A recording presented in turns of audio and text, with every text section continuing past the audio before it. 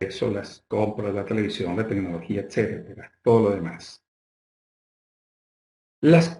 Entre las causas también podemos encontrar la curiosidad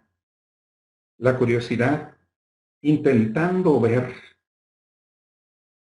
qué es aquello que tanto agrada a tanta gente, pues puede ser que eso le dé un gusto, le dé un estado alegre y le produce bienestar y entonces puede instalarse en una adicción. O bien pueden ser los problemas emocionales como el cambio generacional de pasar de la adolescencia a la juventud, a asumir distintas responsabilidades o están enfrentando en la vida diferentes pérdidas, frustraciones, intentos de hacer la vida, de arreglarla de una manera y no poder hacerlo, y se acumulan las situaciones críticas y entonces pues se recurre a elementos evasores. Quiero agregar unas observaciones generales sobre la adicción. La adicción es un síntoma de un problema serio. O sea que la adicción no es el problema en sí mismo.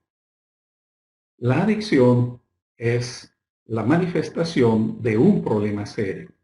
Es el signo de un problema serio. Algo que está ocurriendo en el interior, algo que es mucho más conflictivo, que es mucho más intenso, y que ha aflorado en ciertas acciones, en ciertos actos que se repiten, pues ahí está manifestándose. La adicción para nosotros debe de ser como el hilo conductor del cual uno se va a valer para llegar hasta el misterio más profundo de esa persona. Por ello, para nosotros en la consejería pastoral, en el acompañamiento pastoral, no se trata únicamente de quitar la adicción, se trata de ir a la raíz del problema y ayudar a resolver esa raíz, curar, sanar desde esa raíz. Quiero leerles un texto que me pareció muy rico, muy interesante y que debe de ser parte de nuestros pasajes claves a la hora de trabajar en el acompañamiento con personas que luchan con adicciones. Es Isaías 57, verso 18 y 19. Verso 18 y 19 dice: he visto sus caminos, pero le sanaré, y le pastorearé, y le daré consuelo a él y a sus enlutados. Produciré fruto de labios, paz, paz al que está lejos y al cercano, dijo el Señor, y lo sanaré. En la versión Dios habla hoy, este texto es más claro en nuestro sentido, a nuestro lenguaje contemporáneo, y nos habla de una promesa de Dios donde dice: yo conozco tus caminos, yo sé lo que has vivido, sé de dónde vienes, sé cómo estás, pero yo te hago una promesa, yo te digo que te sanaré. Este texto debe de ser un mensaje clave a la hora que nosotros trabajemos en la pastoral con personas que tienen o que manifiestan adicciones. Las adicciones son un anestésico a la fatiga de vivir, son un intento de huir de la realidad, es tratar de escapar de algo que se ha vuelto insoportable psíquica y emocionalmente. Otra observación importante es que es probable que se reúnan, que se integren varias adicciones en una persona. Porque si la raíz del problema es la falta de saberse amado, es la falta de significado en la vida, es un conflicto que se puede tener con Dios, con lo sagrado, con lo eterno, pues esos conflictos tan profundos aflorarán en maneras evasivas, y pueden ser diversas las maneras evasivas, dependiendo de lo que haya en su contexto social, en su momento, en sus circunstancias. Los jóvenes adictos se identifican con la palabra vacío.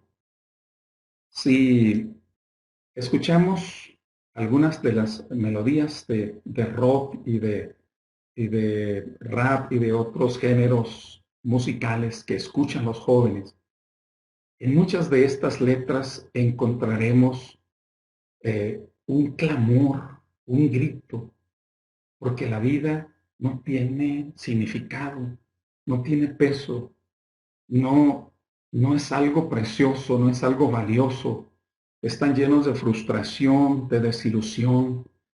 El mundo se les presenta como algo sombrío, como algo que no pueden integrarlo a la vida.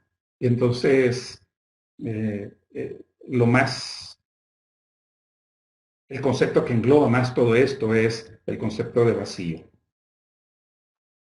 Pero además, en una observación importante a tomar en cuenta es que un adicto no se responsabiliza de sus errores.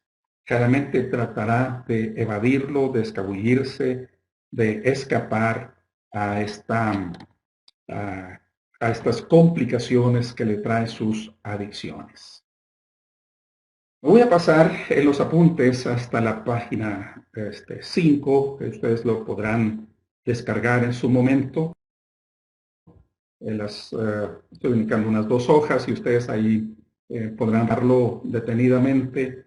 Hablo acerca de la rehabilitación, de la restauración, en diferentes ámbitos, cómo suelen trabajar los cuerpos médicos. Porque quiero ir esta segunda parte de la presentación a lo que puede ser nuestro trabajo pastoral de la restauración o rehabilitación. Para nosotros, lo más relevante es ese acompañamiento pastoral para guiar a una persona hacia una rehabilitación completa en la vida. Y los pasos en la restauración tienen que ver con la identificación de las causas de la adicción y la raíz del problema.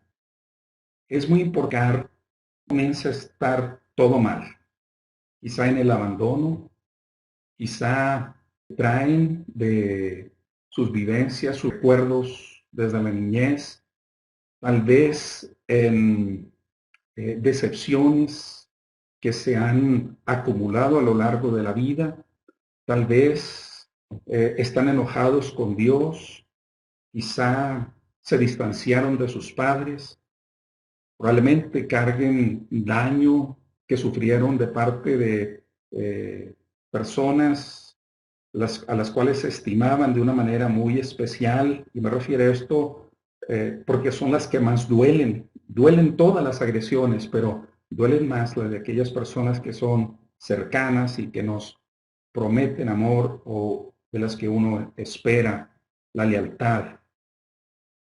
Muy importante en un segundo paso de la restauración, precisar el tipo, la frecuencia y el grado de daño en la adicción. Nosotros, como participantes cristianos, debemos entender que hay casos que son muy delicados, hay casos que son muy complejos y que no podemos nosotros tomarlos, no podemos asumirlos solos, sino quizá tengamos que derivarlos con un especialista, con alguien que le complemente con un tratamiento médico o en una comunidad terápica. Nos haremos la parte pastoral, la parte de acompañamiento cristiano, pero dependiendo de la gravedad del daño, el tipo de adicción, se requieren ciertas intervenciones más intensas, profundas. Es importante que nuestro trabajo de restauración concientice el deseo de cambiar. Cuando la persona no quiere cambiar, difícilmente va a completar un proceso de restauración, porque se va a sabotear a sí mismo, porque la persona quiere y no quiere. Y es el problema del pecado. El pecado es un poder que se ha apoderado de nuestra voluntad. Y nosotros quisiéramos dejar, ¿verdad? Y al mismo tiempo no quisiéramos dejar nuestros hábitos destructivos a la persona.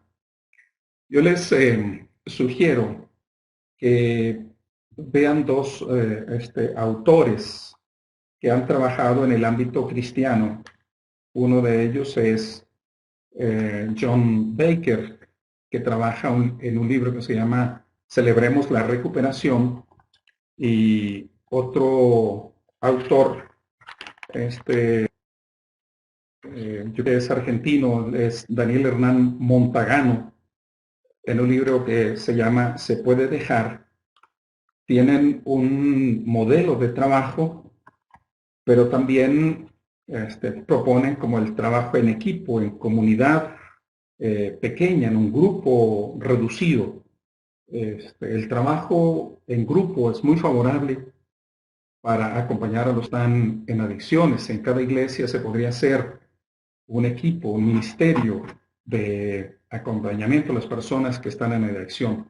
Claro que tiene ciertas políticas, tiene ciertas estrategias que deben de cumplirse para hacerlo de manera responsable y funcional, pero sí se puede llegar a esa manera muy... Las personas con adicciones, entonces, en un proceso terapéutico, no creer que todo se soluciona de un momento a otro, en un instante. Es cierto que ese puede ser un paso. Hay un paso clave donde se da la vuelta, donde hay dolor, donde hay arrepentimiento por la vida que se ha llevado, por el daño que se ha causado, pero se debe permanecer en ese proceso de curación para que estos... Y hay que trabajar para restaurar las áreas dañadas. Cuando una persona es adicta, pierde la confianza, daña a su familia, ha agredido, ha lastimado a la gente a la gente cercana. Y es muy importante lo posible que restaure, que se reencuentre con la gente, porque solo escaparse, solo fugarse a otro lugar, no es la salud completa. La salud completa es que podamos volver a ver a las personas, reencontrarnos y abrazarnos y mirarnos con el cariño. Y si no podemos caminar juntos, por lo menos se hace el intento de no permanecer en amargura o atrapados en una sensación de lástima o de culpas. Me refiero como cuando una pareja se divorcia por la adicción de uno de los miembros de la pareja, o cuando se distancia de un grupo de amigos, de una congregación. Lo más completo es acercamiento y restaurar el daño causado. Y es importante eh, fortalecer la confianza en la misma persona para que no se vuelva dependiente del pastor, del cristiano, ministerio. Ahora,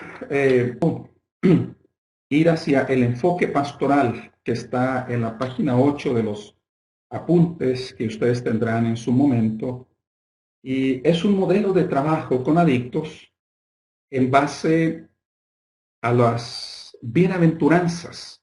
Son 8 principios para trabajar en recuperación que están fundamentados en el concepto de las bienaventuranzas del monte. Estos 8 principios es lo que nosotros creo que podemos competir con comunidades terapéuticas de psicología, podemos competir con psiquiatras, con médicos, pero nosotros podemos hacer nuestra parte pastoral, que es la que va al fondo del problema, al fondo de las adicciones. Y estos sitios dicen así, son los siguientes. Los enumero, los menciono y comento brevemente. El primer principio es el principio de decir, reconozco que no, admito que no tengo el poder para controlar mi tendencia a hacer lo malo y que mi vida es inmanejable. Basado en la aventuranza de dichosos los pobres en espíritu. Dichosos los pobres en espíritu.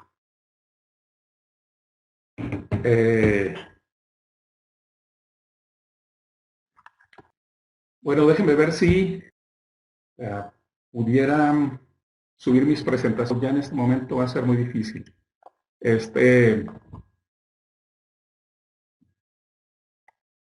Y si las vieran a la hora de repasar la clase.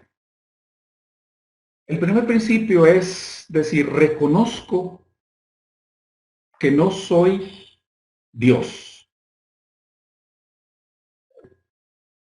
Buena parte de nuestros problemas comienzan, les decía, con las heridas que traemos del pasado, con las limitaciones con las que fuimos criados, con las experiencias dolorosas, con situaciones probablemente traumáticas, y también el temor del futuro.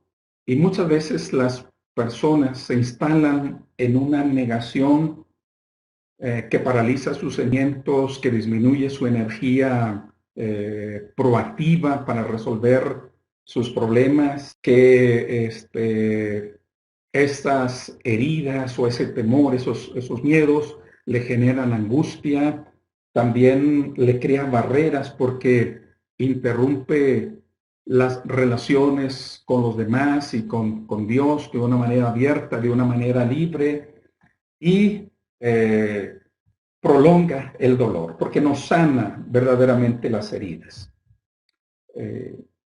Pero admitir que nosotros no tenemos el poder de controlar las tendencias, ese impulso que nos lleva a hacer ciertas acciones, reconocer que no somos dioses sobre nuestra propia voluntad, que nuestra vida está fuera de control, que no la manejamos. Esta es la raíz de las raíces para comenzar a sanar. Porque Jesucristo dijo, dichosos los pobres en espíritu, los que reconocen sus limitaciones, los que admiten su vulnerabilidad, los que admiten su pequeñez, porque entonces su actitud comenzará a cambiar. Gran parte de nuestros problemas humanos comienzan en ese deseo insaciable de querer dominarlo todo, como se explica en términos teológicos sobre el pecado que aparece en los primeros 11 capítulos del Génesis, la hibris, el orgullo desmedido, ese deseo de ser grandes, ese deseo de tras nuestro esfuerzo, ese deseo de dejar huella por nuestra voluntad, por controlar las cosas, como lo quisieron hacer la gente en la antigüedad, que lo seguimos haciendo todas las generaciones. Pero si admitimos que somos pequeños, que somos frágiles, entonces reconocemos que necesitamos de Dios. Por eso Jesús dice, dichosos los pobres en espíritu, porque de ellos es el reino de los cielos. El segundo principio es una forma sincera. Creo que Dios existe, que le intereso y Él tiene poder de ayudarme en mi recuperación. Creo que hay alguien más allá de mí, que hay una fuerza, un poder soberano, que me mira con benevolencia, que le importo y que tiene la gracia y el poder de hacer que mi vida sea lo mejor posible.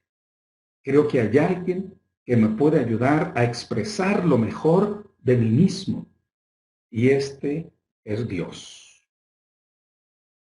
Se basa en la bienaventuranza de dichosos los que lloran porque ellos serán consolados. Dichosos los que se duelen, dichosos los que reconocen su pequeñez y tienen dolor, encuentran la colación, encuentran la fortaleza de Dios. Cuando nosotros enseñamos a las personas,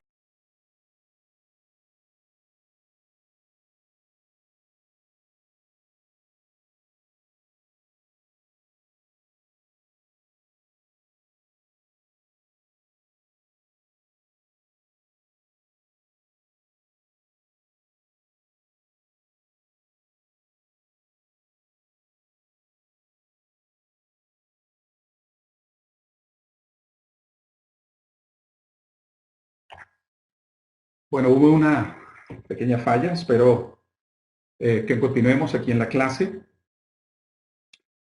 El tercer principio, el tercer principio es el principio de decir, conscientemente decido comprometer toda mi vida y voluntad al cuidado y control de Cristo.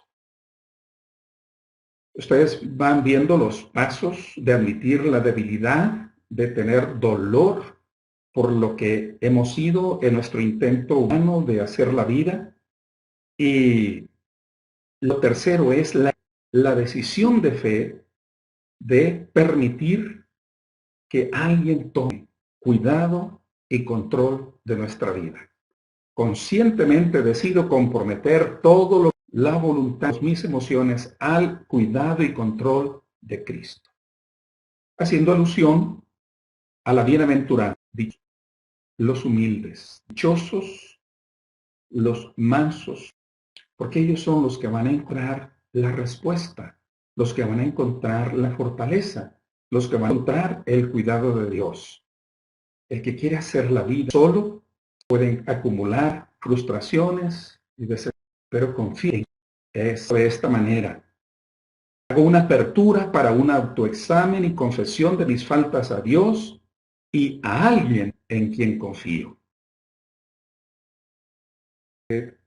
Los especialistas, aún en psicología, no solamente en la pastoral, son la importancia de nombre a nuestra problemática, de ponerle nombre a nuestras conductas ideales de nosotros mismos. Es muy importante tomar cargo de lo que hemos sido. En lugar de estar diciendo así por culpa de mi pobreza, por culpa de X o de otra cosa, y más bien asumir la responsabilidad. Esto es lo que yo he sido. Cosas de las que me avergüenzo, cosas de las que me siento tan apenado. Esto es lo que... Y hago esto delante, dice el salmista en el Salmo 9. Camino Dios, en mi camino de mentira al camino eterno.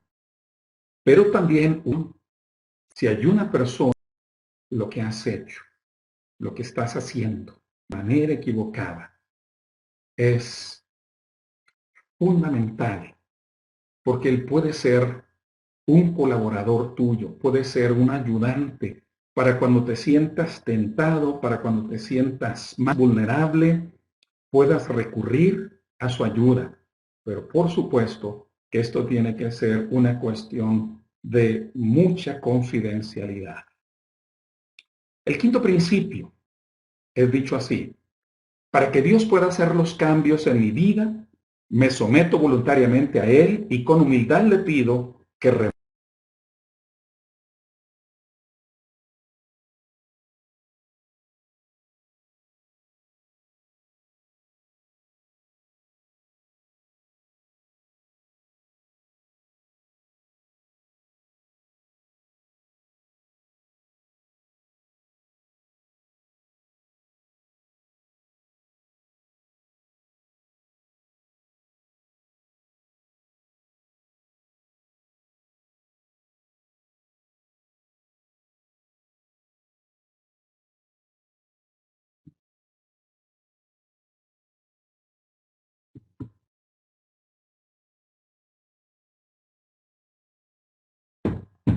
Bueno, volvimos a tener un pequeño problemita, pero seguimos. La parte final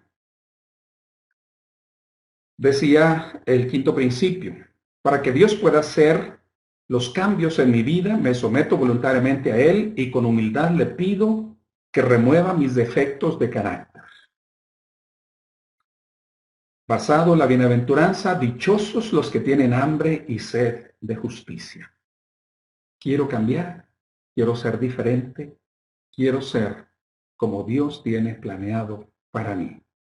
Quiero que Dios moldee mi carácter y me haga según sus propósitos. Y el sexto principio es: evalúo mis relaciones. Ofrezco perdón a aquellos que me han dañado y enmiendo los daños que he ocasionado a otros, excepto si al hacerlo les dañará a ellos o a otros. Evalúo las relaciones y estoy comprometido a restaurar, a resarcir lo que sea posible resarcir. Dichosos, dice la bienaventuranza, los compasivos, dichosos los que trabajan por la paz, por Shalom de Dios. Último principio, que reservo un tiempo diario con Dios para una autoevaluación, para la lectura de la palabra y la oración y para mi vida y obtener el poder. Como el momento vital en el cual alimento, en el cual me nutro de estos principios. Y esto es algo que debo hacerlo de manera diaria. Como a Dios en mi agenda, lo involucro, es parte vital de mi existencia. Y el principio número 8 dice: al rendir mi vida a Dios, puedo llevar estas buenas nuevas a otros, tanto con mi ejemplo como con mis palabras. Dichosos los perseguidos por causa de la justicia de Dios, les pertenece. Estos principios son un modelo, son un método de trabajo que cada uno de nosotros podemos tomar, más sentarla a personas que tienen diferentes adicciones.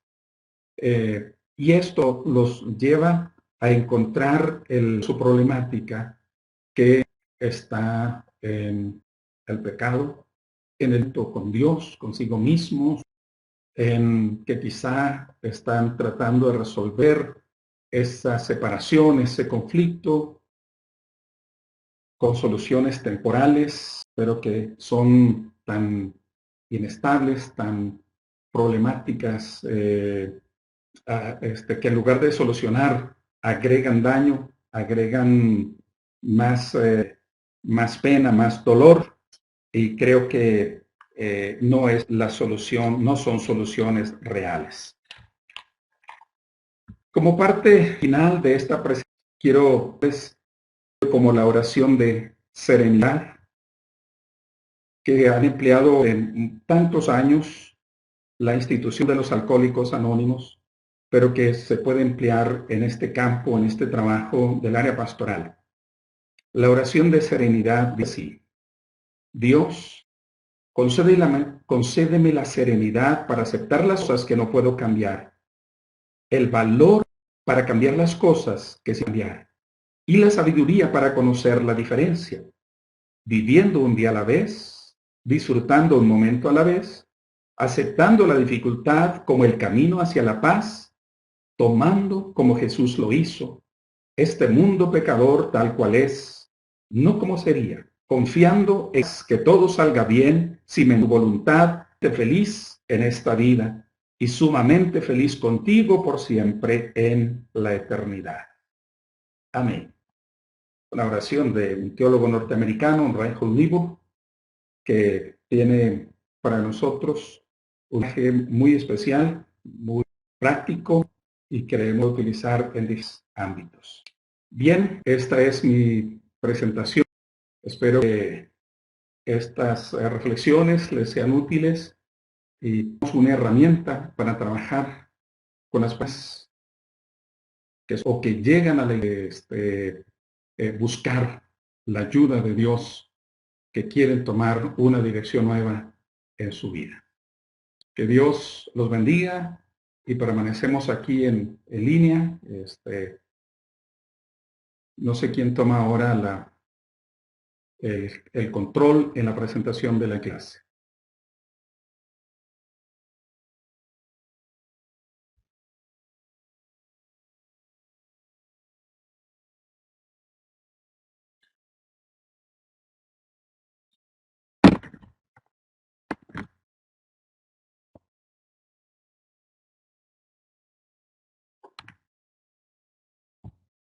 Muy bien, hay una pregunta. La pregunta dice, las familias que repiten de sus padres de una manera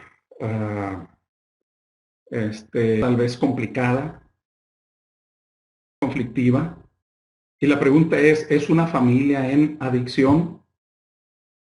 En cierto sentido sí, en cierto sentido sí, porque como una familia que ha vivido en alcoholismo, tiene una tendencia a repetir esos hábitos destructivos, hábitos dañinos, porque no es solamente la persona que consume exageradamente el alcohol quien está en complicaciones, sino la persona del entorno que se vuelve codependiente, que necesita sentirse fuerte protegiendo a un débil.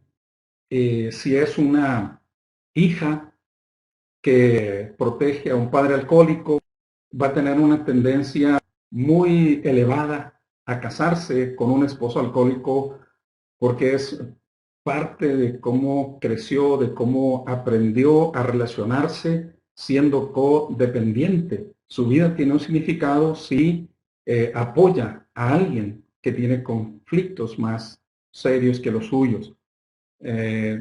Muchas cosas las repetimos de manera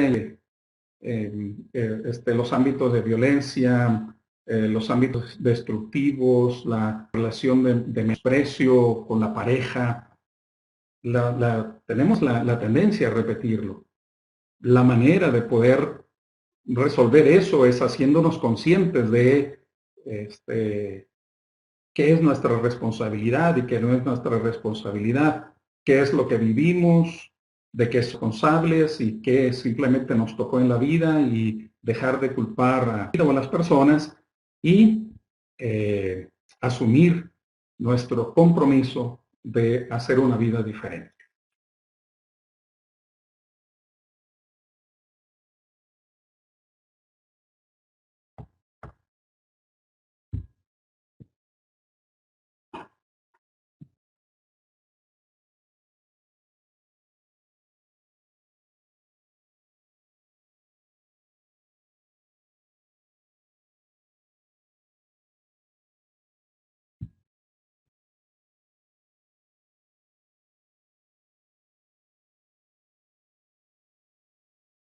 Bueno, pues muchas bendiciones a todos. He visto a los que están conectados. Me alegra, me alegra ver sus nombres aquí en la lista. Dios los bendiga.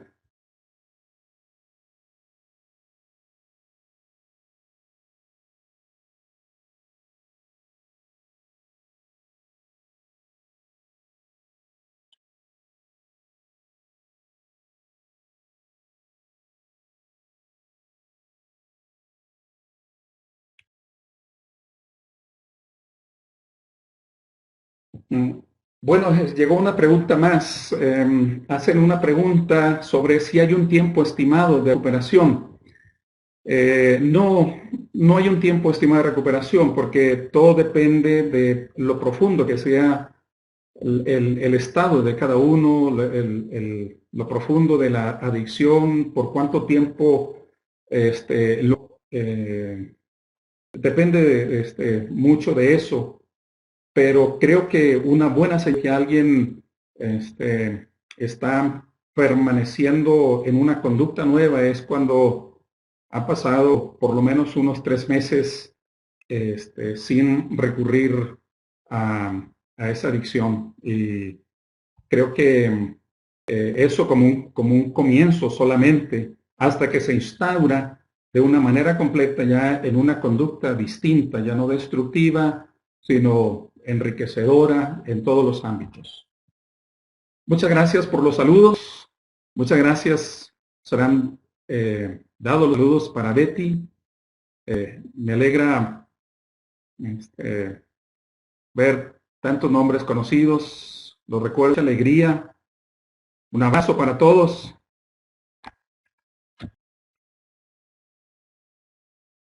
Yo tengo una adicción al asado.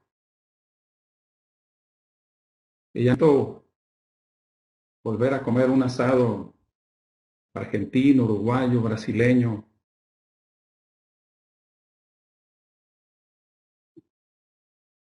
Claro que sí. Bueno, ¿cuánto asado con todas las vacas que hay por ahí?